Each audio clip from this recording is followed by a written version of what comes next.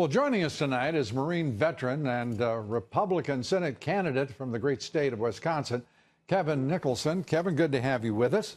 And let's start with... Lou, thanks for having me. Yeah, great to have you with us. Let's start with Paul Ryan has endorsed your opponent. How could that be?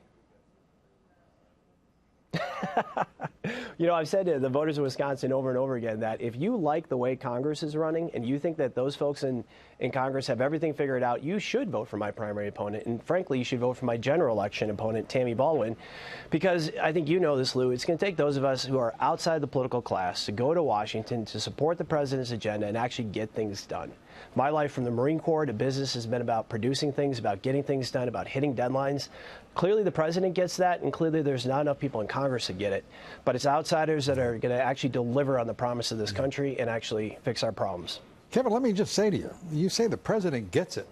You're talking about a man who has created unprecedented success from the Oval Office, whether it is in foreign policy, whether it's domestic policy, whether it's in the markets, the economy.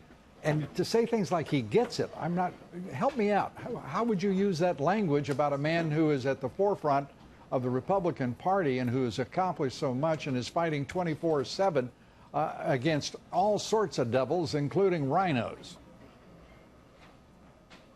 Well, that's it. I mean, look at 4.1% GDP growth. The president's life and his professional life has been about producing, about getting things done, about accomplishing things. And Lou, you hear it all the time from the professional political class and the media. Oh, this White House is so frenetic. They're all over the place. They're doing all sorts of stuff. Well, yeah. That's how so many of us work throughout our regular day. We're going through a checklist of things that we have to get done. And we don't have the alternative of simply talking about things and rolling problems from one day or week or month or year to the next. Only in politics can you fail upwards, and only in politics can you simply talk about things and consider that to be a victory. The president does understand that you actually need to produce. We wouldn't have 4.1% GDP growth today if not for the Tax Reform Act that he pushed through. We wouldn't have it if not for the deregulatory efforts of the administration.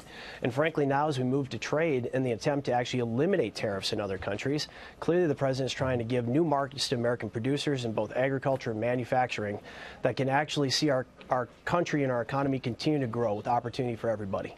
You're going to, if elected, support the Trump agenda 100%?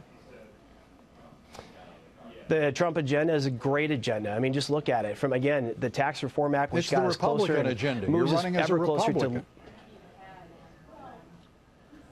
Well, right. Well, I mean, the president's agenda is a good agenda. It's a conservative agenda. It's the kind of agenda that's created growth and opportunity for everybody. And that's, I think, the key. And I know you talk about this a lot, Lou. This applies to everybody in every corner of this country. 4.1% GDP growth is great for everybody in the state of Wisconsin and all across this country. It's the kind of thing that unlocks prosperity and allows people to chase their dreams. The president should be applauded for what he's done, and his agenda is a darn good one, not to mention what he's done in terms of foreign diplomacy and taking us out of the Iran deal and reapplying pressure to the Iranian government, a government which is no doubt a state sponsor of terror. My counter-ID team found Iranian-made IED components in Afghanistan. That's not a joke. The president's right to reapply pressure to that terrorist regime, it makes it less likely that our kids are going to fight in the same wars that I did. Yeah, it is not, as you say, a joke. The Iranians responsible, by the last estimate, at about a third of all of our casualties in Iraq. It still amazes me that in Afghanistan we still haven't burned the poppy fields and taken so many casualties and spent, as the president points out, so much of our treasure in the Middle East and Afghanistan. Kevin Nicholson, it's great to have you with us. We appreciate it. Look forward to talking with you again soon.